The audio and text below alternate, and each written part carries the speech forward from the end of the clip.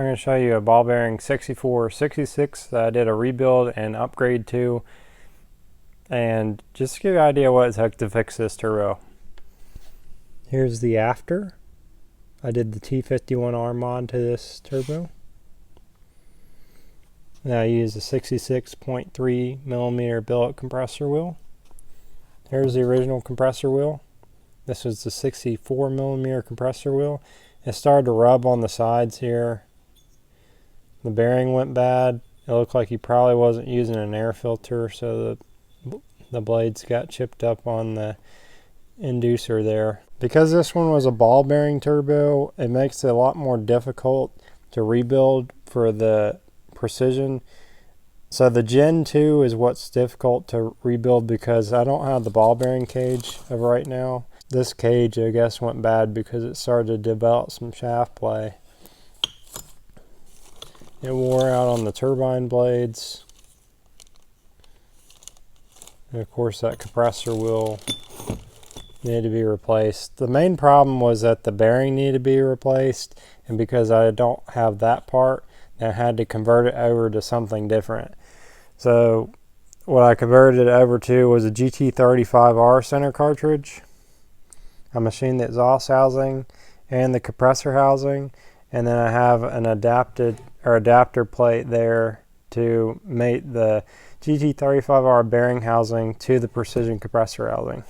The compressor housing had to be machined for this inlet, then remachined for the compressor wheel, then flip back over and machine for the front of it to flare it out. So it looks really good. If you have a precision turbo, there are two different heat shields that you should be aware of. So if you start changing exhaust housings, in some cases you may need to change the heat shield with that. See, this one's thicker on the base here, and then there's also another version that's thinner, and the difference is probably about 40 thousandths of an inch. And so if you have one heat shield and the housing doesn't fit that, then the turbine wheel will be touching the housing as a result of that. On the exhaust side, I machined that to a 67x74. And so to do this part on the exhaust housing, I have to grab it on this side, line it up on here, surface that, flare it to the turbine wheel, and then surface this area. And I also cut this back here, that bevel, to bring it back in symmetry. The reason I have to do that is because sometimes it gets either warped or damaged, or either it's just not in symmetry to the other side. So I skim this area so that I can grab it here and then get the symmetry I need. So I got this one. By the time I lined it up, it was within 1,000th, and I had another one that was within 2,000ths. And one of those, it was very far off on this area, so I needed to surface that to get the accuracy I needed, because I was only going from 66 millimeter to 67, so there wasn't a lot of margin of error to get this bore correct. Otherwise it would have been like off to one side and it just wasn't going to work right. This one is open, so it's not a twin scroll. There is a twin scroll version. The open comes in a .81 and a .96 AR. The twin scroll version comes in a 1.15 and a .84 AR housing. This turbo is going on a 335i, which I think that's interesting because this is the same turbo that we built for Ian's 335i, sitting over there. And guess what? It doesn't start now after we finally finished it and put it back together. If you want to learn more about this project, you can go watch my other videos. I have some on the exhaust I built for it. It's now a single turbo 335xi. This car left us stranded once on the first test drive.